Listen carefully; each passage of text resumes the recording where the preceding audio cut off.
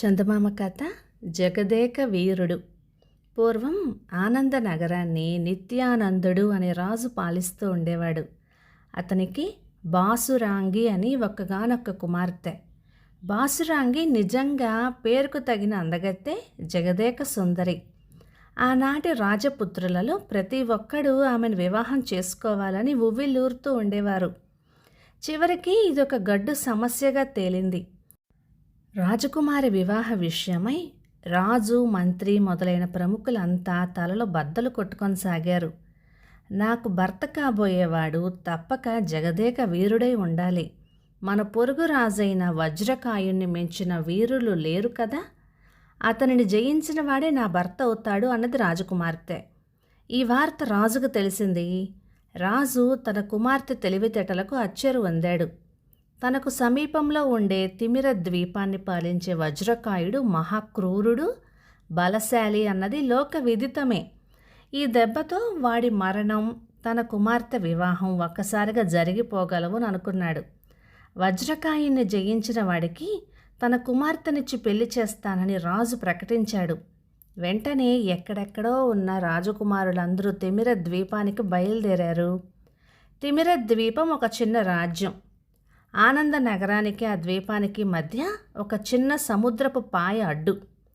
ఆ ద్వీపపు రాజైన వజ్రకాయుడు మహాబలశాలి. అతడు మరొక దేశం మీదకి దండెత్తేవాడు కాడు. తన ద్వీపంలోకి ఎవడు వచ్చినా శాస్తి చేయకుండా మాత్రం వదిలేవాడు కాదు. రాజకుమారులు ఒక్కొక్కరే తిమిర ద్వీపానికి బయలుదేరారు. వజ్రకాయుడు మహాబలశాలి అని, అజేయుడని తెలిసిన బాసురాంగిని వివాహం ఆడవచ్చుననే ఆశతో చాలామంది తెగించి ముందుకొచ్చారు. తిమిర ద్వీపానికి ఎదురుగా యువతలి సముద్రపు ఒడ్డున చిన్న పడవల రే ఒకటి ఉంది. పడవ ఎక్కి ఆ చిన్న సముద్రపు పాయ దాటి తిమిర ద్వీపంలో దిగటం ప్రారంభించారు వారంతా. మొట్టమొదట వజ్రకాయుడితో యుద్ధానికి తలపడే అవకాశం కాంచన దేశ రాజకుమారునికి వచ్చింది. సముద్రపు యువతలి ఒడ్డున వేలాది ప్రజలతో నిత్యానందుడు, రాజకుమార్తె వేచి ఉన్నారు. తిమిర ద్వీపంలో దిగిన తర్వాత కనీసం ఒక గంట కాలమన్న గడవక ముందే కాంచన దేశపు రాజకుమారుడు సముద్రం వైపు పరిగెత్తుకొని రావటం అందరికల్లా పడింది. మరొక గంట కల్లా రాజకుమారుడు ఈ రేవులో పడవ మీద నుంచి దిగాడు. ప్రజలు, రాజు ఏం జరిగిందని ప్రశ్నించక ముందే, అయ్యో, నా కుడి చేతి చిటికిన వేలు నరికివేశాడు వాడు, బాధ బాధ, వైద్యులెవరు లేరా ఇక్కడ అంటూ కేకలు పెట్టేశాడు. కాసేపటి కల్లా వజ్రకాయుడు ఏం చేసింది అందరికీ నిదానంగా తెలిసింది. తిమిర ద్వీపంలో కాంచన దేశపు రాజకుమారుడు దిగటంతోనే వజ్రకాయుడే స్వయంగా వచ్చి కత్తి యుద్ధంతో అతన్ని ఓడించి తక్కిన రాజకుమారులకు హెచ్చరికగా ఉండేటందుకుగాను అతని కుడి చేతికి ఉన్న చిటికెన వేలు మాత్రం నరికి ప్రాణాలతో పోనిచ్చాడు. వేలు నరికి వదిలాడు పోనీలే, మెడ నరికాడు కాదు అని అక్కడ చేరిన ప్రజలంతా వారిలో వారి నవ్వుకున్నారు. తర్వాత ఇంకొక దేశపు రాజకుమారుడు తిమిర ద్వీపానికి బయలుదేరాడు. అతడికి ఓటమి కలిగింది. కుడి చేతి చిటికిన వేలుని మాత్రం కోసి వజ్రకాయుడు అతన్ని ప్రాణాలతో వదిలేశాడు. ఈ విధంగా 10-15 రోజులు అయ్యేసరికి దేశాల నుంచి వచ్చిన రాజకుమారులందరికీ వజ్రకాయుడు చిటికెన వేళ్ళు నరికి పంపడం మామూలైంది. ఏ రాజకుమారుడి హస్తాన్ని చూసినా 5 వేలకు బదులుగా 4 వేళ్లే కనిపించసాగినాయి. వాళ్ళ బతుకు తలవంపులైపోయింది. పరిస్థితులు ఇలా తయారయ్యేసరికి నిత్యానందుడు దిగులు పడిపోయాడు. రాజకుమార్తె బాసురాంగి కూడా కళ్ళత పడింది.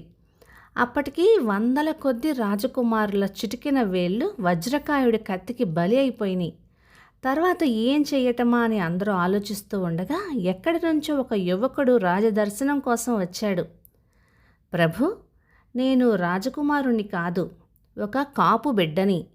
ఒకవేళ నేను వజ్రకాయుని జయిస్తే నాకు తమ పుత్రికను ఇచ్చి వివాహం చేస్తారా అని అడిగాడు.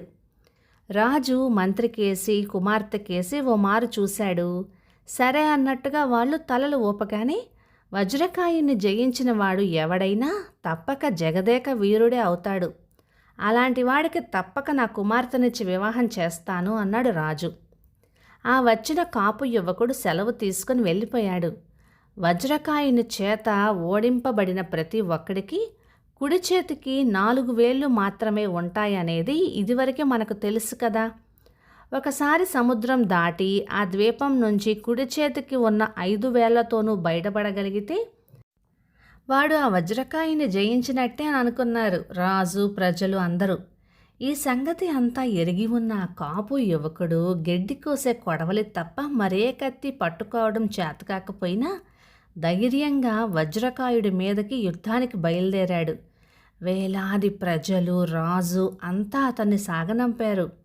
కాపు యువకుడు తిమిర ద్వీపంలో దిగి కాలు పెట్టగానే వజ్రకాయుడు తలతలా మెరిసే కత్తితో తారసపడ్డాడు. ఎంతమందికి వేళ్ళు నరికి పంపినా ఇంకా ఈ ద్వీపానికి వస్తూనే ఉన్నారు.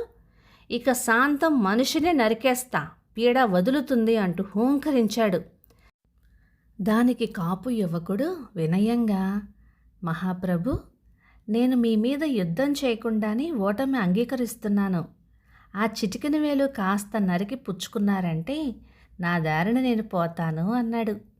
వజ్రకాయుడికి ఈ మాటలు ఎంతగానో ఆశ్చర్యాన్ని కలిగించినాయి. అయినా శ్రమ లేకుండానే పని ముగించుకోవచ్చు కనుక సరేనని కాపు యువకుడి కుడి చేతిని పట్టుకొని చివరి వేలు నరికి వేసి పొమ్మన్నాడు. కాపు యువకుడు విచారించడానికి బదులుగా సంతోషిస్తూ పడవ ఎక్కి తీరానికి చేరాడు. పడవ ఒడ్డుకు రాకముందే కుడి చేతితో ఒక పెద్ద కత్తిని జులిపిస్తూ వజ్రకాయుడు ఓడిపోయాడు, చూడండి నా చేతి వేళ్లను అంటూ కుడి చేతిని ఎత్తి తన 5 వేళ్లను చూపించాడు. అక్కడ చేరిన ప్రజలందరూ జగదేక వీరుడికి జై, జగదేక వీరుడికి జై అని కేకలు వేయసాగారు. వెంటనే రాజకుమార్తె బాసురాంగి అతని మెడలో పూలమాల వేసింది. అయితే అతని చేతికి మొదట్లో 6 వేళ్లున్నాయని ఒక్కళ్ళు కనిపెట్టలేకపోయారు. కథ సమాప్తం.